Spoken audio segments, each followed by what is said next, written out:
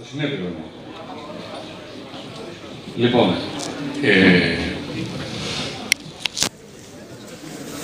γινόμαστε καθημερινά μάρτυρες μιας βαθμιαίας, οδυνηρής και βίαιης μετατόπισης των πολιτικών θέσεων και των πολιτικών στόχων που έχουν ψηφιστεί από το συνέδριο. Δεν είναι κάτι το οποίο γίνεται πρώτη φορά.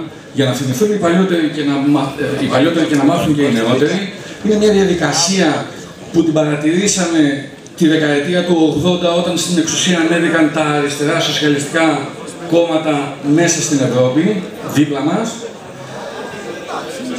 Υπάρχουν και έχουν γραφτεί πολλά και υπάρχουν διεξοδικές και δυσβητικές αναλύσεις στο γιατί έγινε αυτό. Εκείνο που είναι σίγουρο είναι ότι το βασικότερο ήταν ότι η συμμετοχή τους στις εκλογές, και όχι αποκλειστικά αυτή, αλλά η συμμετοχή τους στις εκλογές και η ανάδειξή τους στην εξουσία ήταν ο λόγος που μετέπειτα οδήγησαν στη μετάλλαξή τους.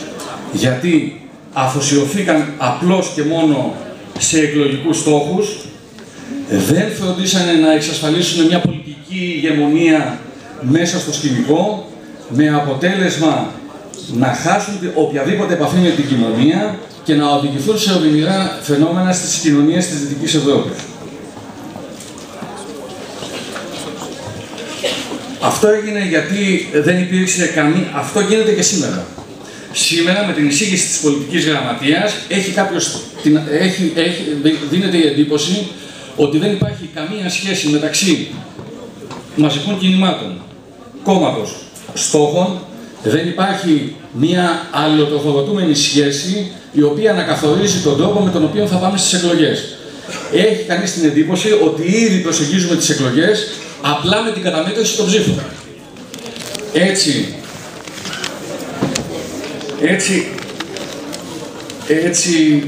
οι κομματικές οργανώσεις σπαράσσονται από αντιθέσεις, η καθυστέρηση των προγραμμάτων είναι προφανής και δεδομένη και τοποθετούνται επικεφαλής κεντρικά πολιτικά στελέχη τα οποία είναι ικανά να κάνουν το οτιδήποτε. Από το να αναλάβουν κυβερνητικές ευθύνες μέχρι να γίνουν δήμαρχοι, μέχρι να γίνουν περιφερειάρχες. Που δεν έχουν προκύψει μέσα από λαϊκές διεκδικήσεις και λαϊκά αιτήματα. Που δεν γνωρίζουν τι σημαίνει περιφέρεια. Και κυρίως υποβαθμίζεται η λογική που είχε πάντα η αριστερά, ότι πρώτη στο καθήκον είναι η σύνταξη προγραμμάτων και είναι σίγουρο ότι ιδιαίτερα για τις περιφέρειες δεν υπάρχει καμία εξειδίκευση στην αντιμνημονιακή πολιτική σε επίπεδο περιφέρειας.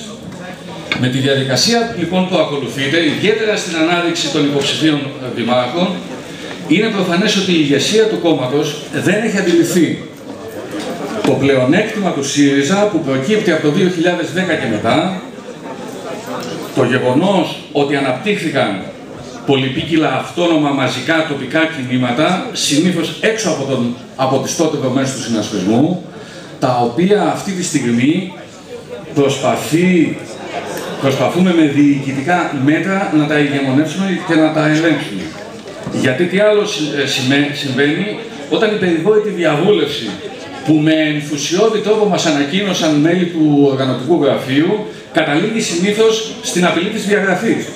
Όταν η αυτονομία των δημοτικών σχημάτων φτάνει μέχρι εκεί που επιτρέπουν οι αποφάσεις της Νομαρχιακής Επιτροπής και της Κεντρικής Επιτροπής. Σύντροφοι, στην υπόθεση της υποψηφιότητας δημάρχου στην Αθήνα δοκιμάστηκε η πολιτική ηθική του κόμματος και το πρόσημο είναι αρνητικό.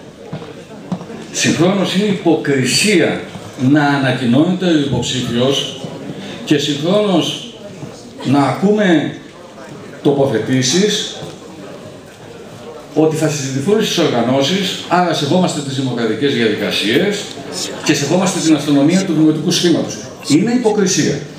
Είναι προφανές ότι ο υποψήφιος δήμαρχος έχει ήδη τοποθετηθεί ερήμην των κομματικών οργανώσεων της Αθήνας.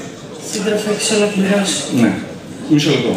Παράλληλα, η προβαλλόμενη ανανέωση, μάλλον αναπαλαίωση, πρόκειται μιας δοκιμασμένης, αποτυχημένης πολιτικής της αριστεράς, που είχε σαν αποτέλεσμα να μην έχουμε πολιτική στην Αθήνα, κάτι το οποίο συνέβαινε τα τελευταία 3 χρόνια με την ανοιχτή πόλη και την υποψηφιότητα της Ελλήνης με επικεφαλή στην Ελένη Πορτάλιο. Θα καταθέσουμε σχέδιο απόφασης ώστε οι τοπικές κοινωνίες να αποφασίσουν για τα δημοτικά σχήματα και τους επικεφαλείς τους. Γιατί θεωρούμε επιτακτικό να αποκατασταθεί η ψυχική ενότητα μέσα στις οργανώσεις, γιατί υπάρχει τον Μάιο μια φυσική δημοσκόπηση που είναι οι ευρωεκλογές και όσο μεγαλύτερη είναι η πρωτιά, τόσο μεγαλύτερη θα είναι και η πολιτική κρίση, τόσο μεγαλύτερη θα είναι και η νίκη του ΣΥΡΙΖΑ στις επόμενες βουλευτικές εκλογές. Ευχαριστώ. Μέχρι να ανέβει στο βήμα στρόφισε,